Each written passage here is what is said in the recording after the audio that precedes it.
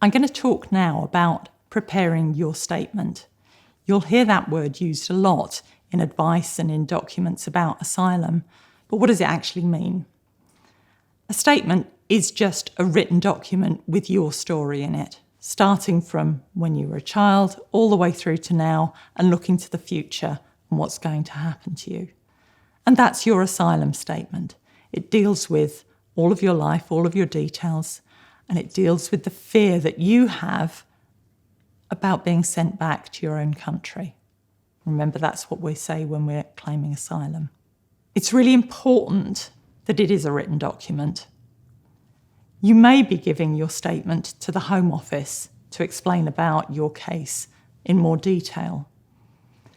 But almost more important than that, it's your way of getting clear in your own mind what's important, what's relevant, what's happened to you, so that you're prepared when you have your asylum interview.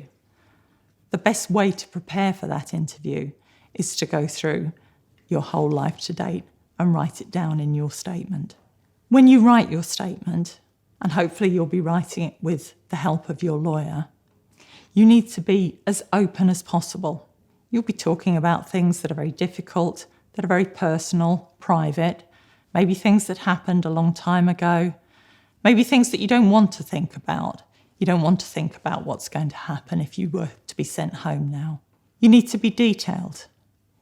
You need to explain what happened, how it happened, why it happened, and you need to be explaining at every stage how you felt about things. And all those things are really important because if someone's going to believe you when you tell your story, it has to be your story in detail. Your asylum case is going to be decided by a Home Office official. And in order to take that decision, they're going to have to understand what it means to be you and to live your life and to believe you that you're telling the truth.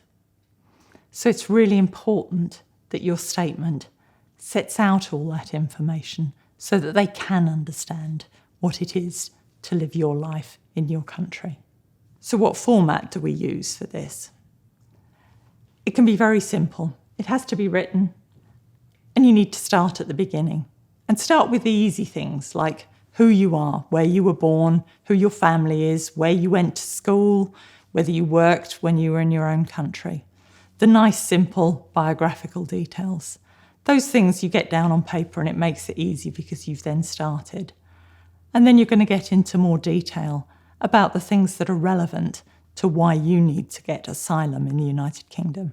If you've got access to a word processor, obviously it's much easier if it's word processed. You can change it, you can update it, you can correct it, you can put things in the right order so that they all happen in the date order that they occurred in. But if you don't have that, and if you don't have a lawyer helping you yet, then do it handwritten. That's fine. It all helps. How long should your statement be?